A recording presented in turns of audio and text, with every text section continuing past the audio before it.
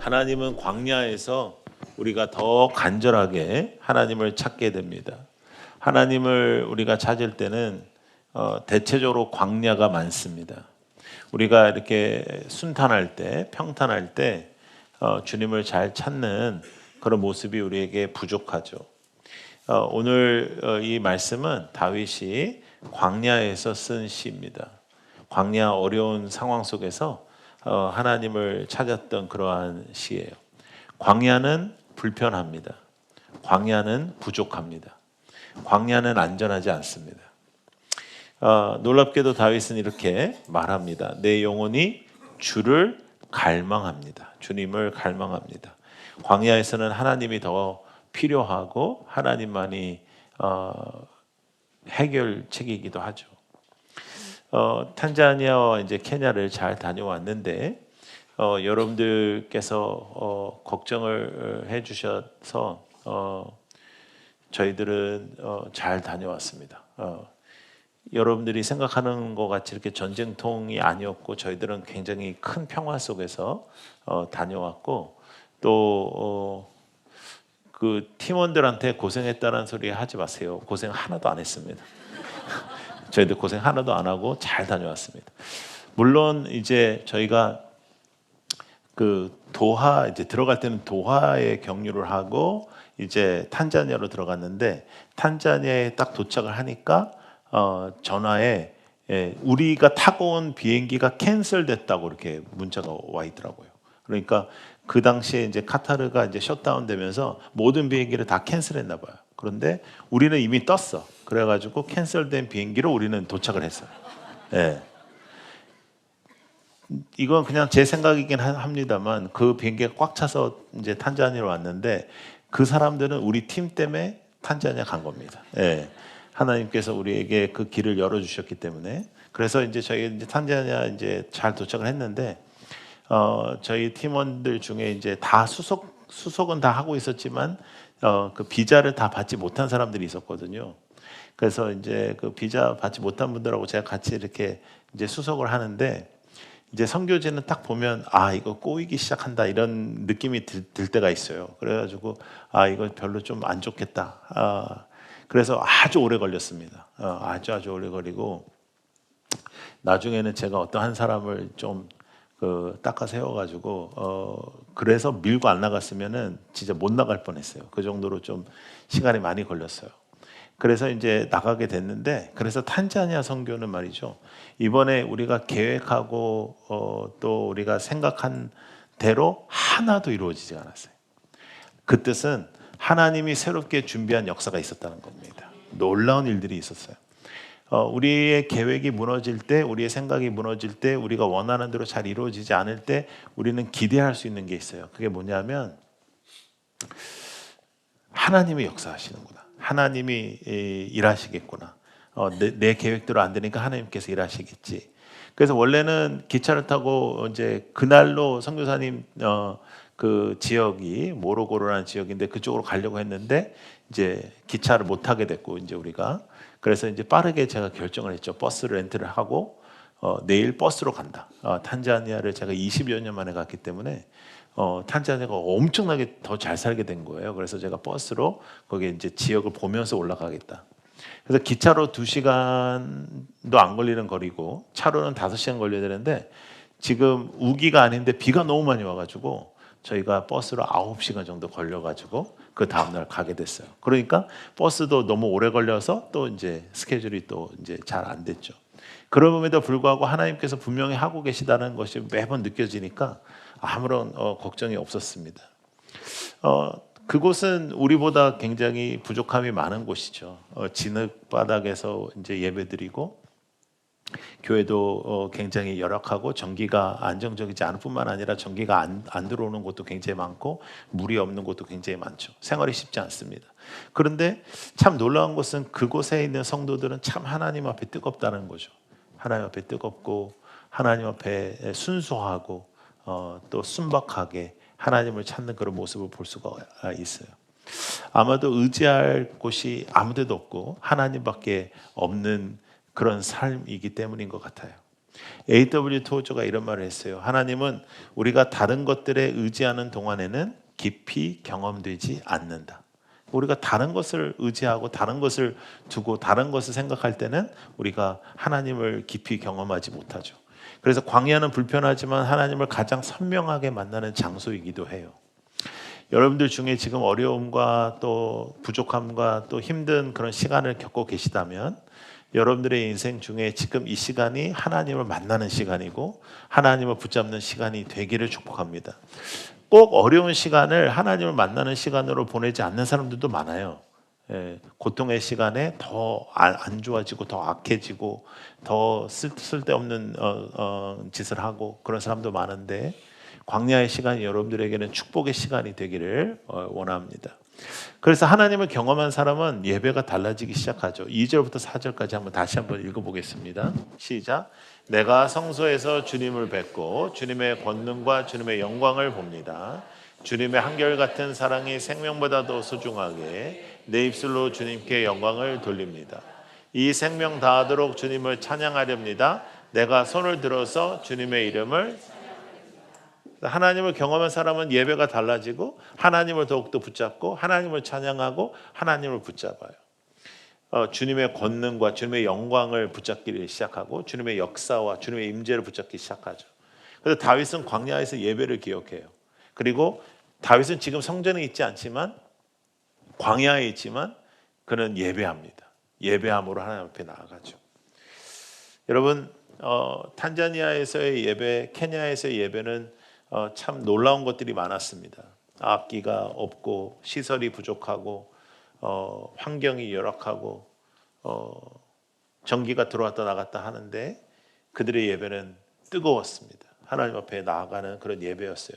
왜냐하면 그들에게는 예배가 선택이 아니에요. 그들에게는 예배가 선택지가 아니고 그들의 생명입니다. 그들이 살아갈 수 있는 생명이었기 때문이에요.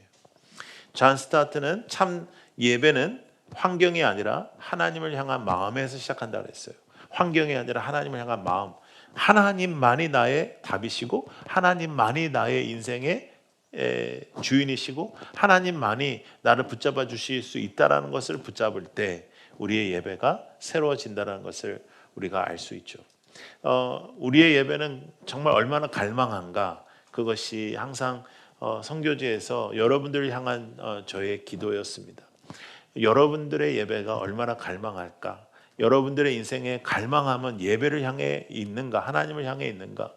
우리들의 삶 속에 아무리 풍족함이 있다 할지라도 풍족하지 않은 그들의 인생 속에 그들의 영혼의 만족이 있을 때 우리의 인생에 만족이 있다라고 말할 수 있는가 하는 겁니다.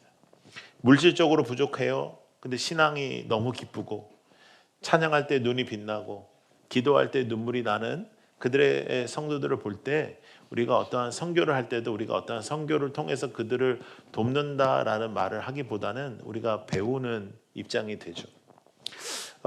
하나님이 그들의 기쁨이 되시고 하나님만이 그들의 역사가 되시고 하나님만이 그들의 답이 되시는 것.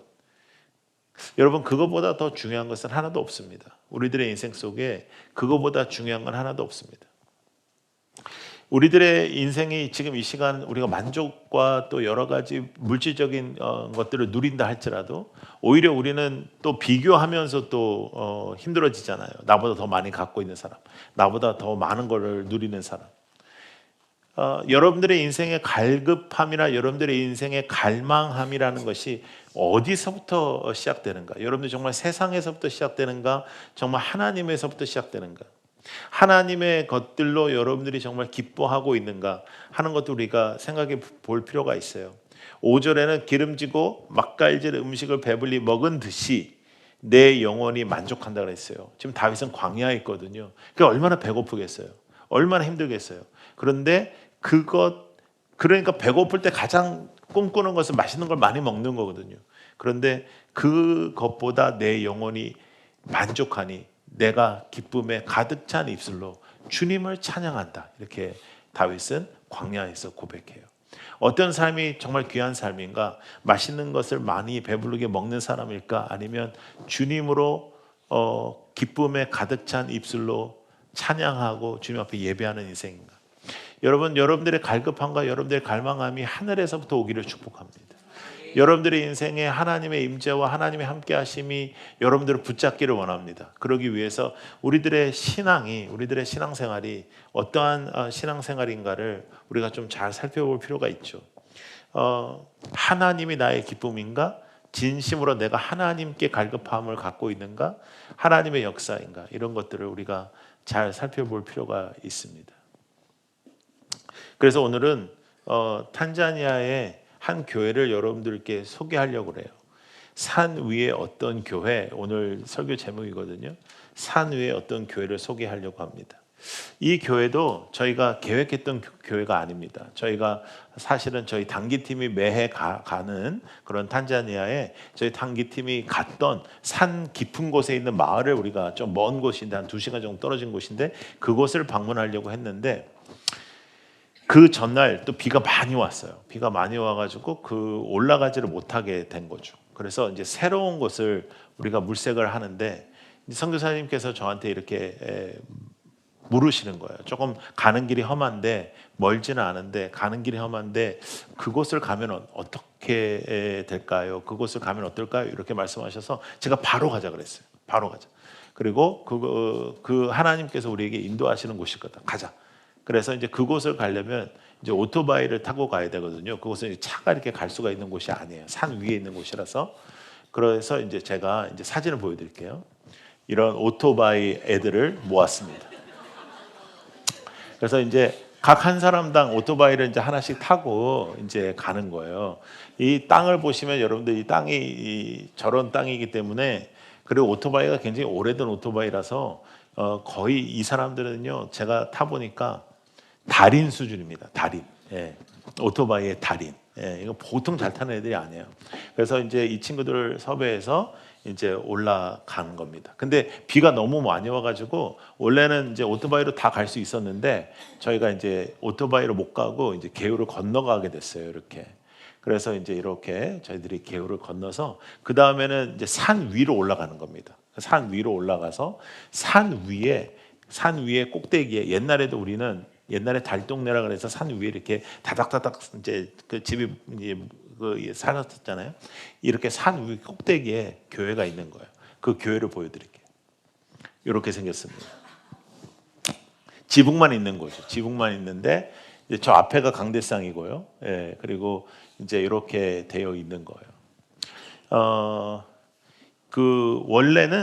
원래부터 이러지는 않았대요. 원래부터 이러지는 않고 원래는 이렇게 그 벽도 있고 했었는데 세월이 지나면서 하나씩 날아간 겁니다. 그래가지고 이 지경이 된 거예요. 여기에서 이제 앉아서 이제 선교사님 보이시죠? 그리고 저렇게 양복을 입고 계신 분이 목사님이세요. 76년도생이에요. 근데 저 목사님 저 옷이 지금 이렇게 사진으로 보면은 이제 그래도 괜찮아 보이는데 완전히 낡았습니다. 낡은 정도가 문제가 아니라 저희가 흙바닥이라 가지고 이게 흙이에요. 거의 옷이. 예, 다 흙인데 이 목사님입니다. 이 목사님이 이 마을이 몬보 마을이에요. 몬보 마을.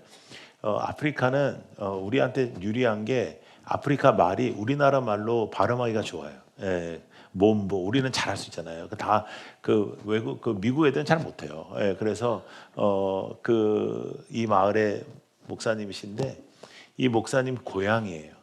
이곳이 목사님 고향이고 이곳에 저희가 갔을 때 외국인들이 처음 방문한다고 그러셨어요. 처음 방문한다고 그랬어요. 그래서 이제 그 자리에 앉아서 이 목사님하고 이야기를 하는데 목사님이 고향으로 오셔서 10수년 동안 이 교회를 시작하셔서 이 교회를 하고 계신 거였습니다. 이분을 이렇게 바라보는데 참 하늘의 큰 목사님이다 이런 생각이 들었어요. 이분은 정말 큰 목사님이구나. 교회는 한 10명 정도 돼요. 그런데 이분은 천국에서 정말 큰 목사님이다. 너무 감사한 목사님이셨어요. 그래서 목사님을 좀 돕고자 이 아프리카 사람들은 외국인이 이렇게 온 거가 좀 크레딧이 되거든요. 그래서 그 조금 더 교회만 있다 가면 모를까봐 목사님 댁이 어디냐 이렇게 물어봤어요. 그러니까 목사님 댁이 한 1km 정도 교회에서 떨어진 곳인데 그래서 제가 목사님 집으로 가겠다고 그랬습니다. 그랬더니 선교사님이 너무 놀라시더라고요. 진짜 가실 거냐? 간다. 했더니 그 이유가 뭐였냐면 이렇게 보면은 평지인데요. 조금만 더 지나면 이렇게 완전 언덕이에요. 그러니까 산 위 꼭대기에 집이 있습니다. 그 집에서 사진 찍으면 진짜 멋있어요. 근데 올라가기 너무 어려운. 그리고 1km는 제가 볼 때는 교회에서 그 집을 이렇게 그냥 딱 찍으면 1km인데 길로 가면은 더 오래 걸리는.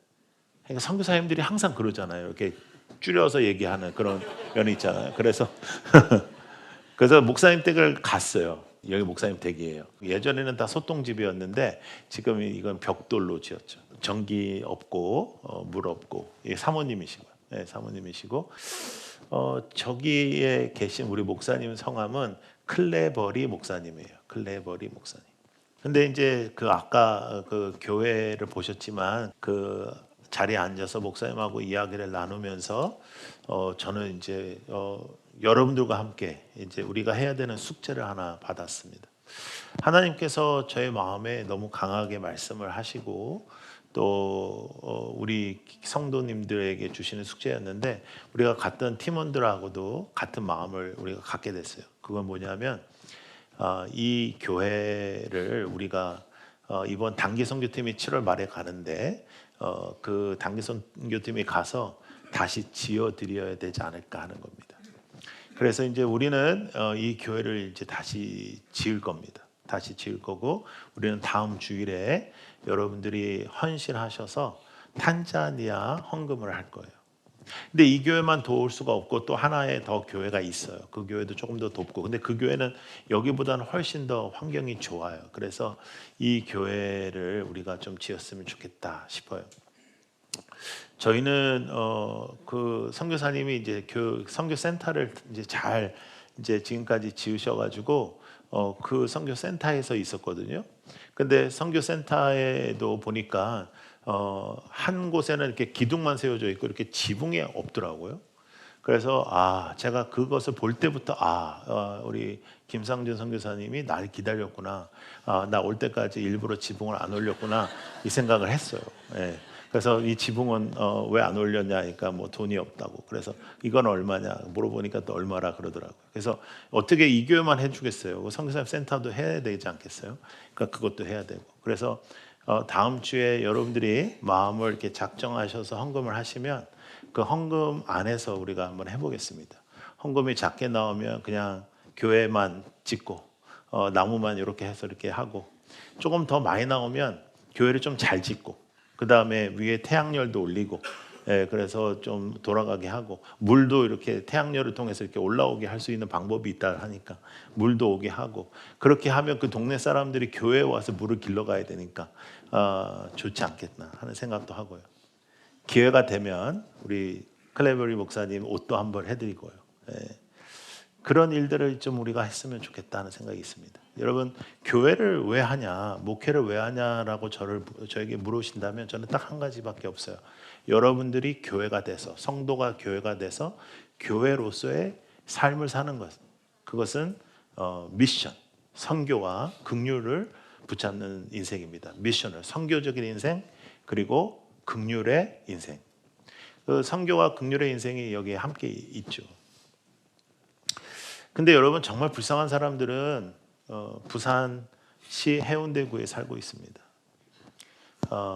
뭐 여러분들이 잘 모르셔서 그런데 부산에서도 가장 불쌍한 사람은 부산시 해운대구에 삽니다. 왜냐하면 좀 괜찮게 살거든요, 해운대 사람들이. 근데 이 사람들이 예수가 없어요. 그러니까 여러분들 중에 다행이다 나는 진구에 사는데 그러면 또 이렇게 그 말이 안 통하는 인간들이고 근데 우리는 저분들을 바라보면서 굉장히 안타까운 마음이 있죠. 그런데 그 10분의 성도님들도 제가 만났거든요. 근데 어쩌면 천국에서는 우리가 가장 불쌍하지 않을까. 천국에서는 저분들이 가장 큰 분들이 아닐까 하는 생각을 할 수밖에 없죠. 그렇다면 우리는 어떻게 살아야 될까? 일단은 우리가 가지고 있는 우리의 리소스, 우리의 자료들, 우리의 일들을 잘 올려드려야 되겠죠. 여러분들이 기도 많이 해주셔서 영어가 부활이 되긴 했는데 지금 한국말이 지금 잘 안 나오기 시작해서. 예. 근데 케냐도 마찬가지고 탄자니아도 마찬가지인데 이 탄자니아에 있는 저 숙제들을 우리가 어떻게 할 것이냐 굉장히 중요해요. 더 나아가서 이 땅에 있는 예수 그리스도를 모르는 가장 불쌍한 사람들, 이분들을 우리가 어떻게 블레싱 데이에 모셔오고 이분들을 어떻게 전도할 것이냐. 여러분, 우리는 상당히 이제 이러한 사진을 보고 이러한 선교적인 모습을 보면 마음이 동해요. 그런데 내 옆에서 죽어가는 사람들에 대해서 마음이 동하지 않아요. 선교적인 어떤 일을 하자 그러면 여러분들이 가슴이 뜨거워져요. 그런데 내 옆에서 예수 없이 죽어가는 사람들에 대한 마음의 감정이 우리가 별로 없죠. 하나님을 붙드는 사람을 하나님이 붙들어 주세요. 분명히 그러세요. 8절에 보면 이 몸이 주님께 매달리니 주님의 오른손이 나를 꼭 붙잡아 주신다고 그랬어요. 그러니까 하나님을 붙잡는 사람들은 하나님 붙잡아 주세요. 하나님을 붙들려고 하는데 더 놀라운 사실은 하나님이 우리를 이미 붙잡고 계세요. 우리가 하나님 앞에서 우리가 몸부림치려 하지만 하나님이 이미 우리를 붙잡고 계세요. 하나님이 우리를 이미 사랑하고 계세요. 선교 현장에서 우리가 느끼는 것은 하나님이 일하고 계시다는 거예요. 하나님이 일하고 계시다. 하나님이 이곳에 계시다. 하나님이 역사하고 계시다. 우리는 약하고 부족하지만 하나님을 붙들면 사명으로 사는 인생이 되죠. 사명으로 사는 인생이 되면 우리들의 인생에 놀라운 일들이 벌어지게 돼요. 물론 저희들이 이번에 간 팀이 헌신을 많이 했어요. 우리가 처음에 갈 때도 사실 비용을 제가 많이 걷었기 때문에, 그런데 이제 가서도 점심 저녁에 선교사님들 대접하는 거 다 기뻐하셔가지고 식사도 다 돌아가면서 돈을 냈고, 저는 사실 선교 가서 먹는 거 교회 재정으로 하는 거 별로 안 좋아하거든요. 그래서 이제 그 서로 돌아가면서 다 하고 너무 기쁘게 있었어요. 여러분들 걱정을 많이 하시더라고요. 어떡하냐 막 걱정하는데 저희들 너무너무 평화롭고 행복하게 있었어요. 저는 사실은 모든 비행기가 캔슬되길 바랬어요. 그래가지고 좀 더 있고 싶었거든요, 거기에. 왜냐하면 거기에는 굉장히 갈급한 영혼들이 많고, 제가 이제 주일도 현지인들 교회에서 이제 설교했는데 얼마나 설교를 잘 듣고 그런지, 여러분들 제가 왜 불을 어둡게 했냐면 여러분들 얼굴을 안 보려고 그렇게 한 거거든요. 예. 근데 또 그랬더니 성경이 안 보인다고 그래가지고 이제 오늘부터 좀 불을 좀 켜기로 했어요. 예. 근데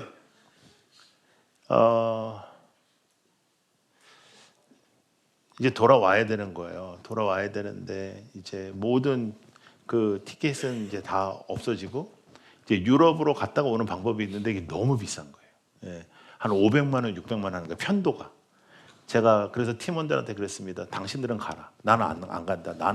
나는 그 돈 내고 이코노미 안 탄다. 나는 뭐 비즈니스 탄다면 모르지만 내가 그 편도 안 내. 나는 여기가 좋사오니 여기인다. 가라. 그랬더니 어떻게 목사님만 두고 가냐. 내 마음도 모르고 그러니까 그렇게 얘기하는 거예요. 네? 그러다가 이제 에미레이트에서 티켓이 하나 떴습니다. 그래가지고 150만 원에 떴어요. 우리가 150만 원을 주고 왕복 티켓을 샀는데 편도 150만 원이 떴어요. 그래도 그 150만 원짜리가 없었으니까 다 300만 원 이상이니까 이제 우리가 이제 이걸 샀습니다. 사고 이제 두바이를 거쳐서 오는 거예요. 그래서 두바이를 거쳐서 온다니까 또 걱정들을 많이 하시더라고요. 왜 걱정하는지를 잘 모르겠으나, 왜냐하면 저희도 굉장히 평화로웠거든요. 그래서 혹시 내가 두바이에서 죽으면 일이 복잡해져서 그러나, 두바이로 와야 되고 뭐 이제 해야 되고 막 이래. 별 생각을 다 했어요. 근데 두바이로 이제 왔거든요. 두바이에서 14시간을 이제 우리가 공항 안에서 보내야 되는데, 솔직히 말씀드리면 이번 선교 기간 동안에 제일 힘들었던 건 두바이 공항의 14시간이었습니다. 다른 건 하나도 어렵지 않았어요. 물론 두바이 공항에 있을 때 미사일 경보 문자도 받았고, 그 다음에 한번 대피도 했어요. 이렇게 대피를 하러. 근데 저희들이 정말 저만 그러는 게 아니라 저희 팀은 다 아무도 걱정하지 않는 거예요. 예. 그리고 대피하는 거는 너무 우습더라고요. 왜냐하면 저기 앉았었는데 저쪽으로 대피하라는 거예요. 근데 미사일이라는 게 고기로 떨어지나요? 떨어지면 다 죽는 건데 어차피. 그냥 저기 앉아 있다가 그냥 가는 게 편할 것 같은데 저쪽 그래도 우리가 말 다 잘 듣고 저쪽 가서 대피하다가 이제 또 괜찮대 또 이제는 그래가지고 또 오고 사람들이 식당에 있다가 우르르 다 나갔다가 한 20분 있다가 다시 식당 가서 또 밥을 먹더라고요. 그런 상황이었어요. 그러니까 별로 이렇게 저희들이 한 번도 걱정해 본 적이 없고 14시간이 길긴 하더라고요. 밥 먹고 걷고요. 걷다가 다리 아프면 앉았다가 또 앉았다가 또 목마르면 커피 마셨다가 커피 마시다가 또 걷고요. 걷다가 또 밥 먹을 때 되면 밥 먹고 암만 해도 시간이 안 가요. 예. 그래서 그 14시간에 이제 지나고 이제 저희가 이제 한국으로 잘 왔는데 또 저희들이 비행기 타고 난 다음부터 또 두바이가 난리가 났죠. 그리고 막 공격이 오고 막 그래서 저희들은 정말 평화롭게 여러분들이 기도해 주셔서 저희들은 잘 다녀왔어요. 그러나 중요한 질문은 여기 있습니다. 여러분들은 정말 주님을 갈망하십니까? 여러분들은 무엇을 갈망하며 살아가고 있습니까? 우리의 기도 제목이라든지 우리가 속상함이라든지 우리가 이제 마음이 상하는 많은 부분에 있어서 아마도 우리가 주님을 갈망하지 않아서 일어나는 부분들이 굉장히 많은 거예요. 주님을 갈망하고 주님의 뜻대로 살아가고 편한 삶 속에서 풍족한 환경 속에서 아마 종종 우리는 하나님 없어도 된다라는 그런 그런 생각은 그렇지 않을지 모르지만 그런 삶, 또 그런 선택들 아마 우리의 문제가 거기서부터 시작되지 않았을까요? 그래서 오늘 다윗은 시편 63편을 통해서 우리에게 이렇게 말하는 거예요. 하나님이 없으면 영혼이 마른다. 하나님이 없으면 만족이 없다. 하나님이 없으면 삶의 중심이 무너진다. 그래서 다윗이 이렇게 고백합니다. 하나님, 내 영혼이 주를 갈망합니다. 주님을 갈망합니다. 우리들의 인생의 해결책은 거기에 있는 거죠. 주를 갈망하고 주님의 일을 하고 주님의 마음을 붙잡고 우리가 선교적으로 살고 교회답게 살아가고 그리고 가장 중요한 우리의 친구들, 죽어가는 나의 이웃들, 죽어가는 나의 친지들을 붙잡는 겁니다. 여러분, 선교지에만 그런 일들이 벌어지는 것이 아니라 우리들의 현실 속에서도 주님의 그 갈망함이 없이 살아가는 그 많은 사람들이 전기 안 들어오고 살아가는 저분들보다 더 급하고 더 불쌍한 사람들이에요.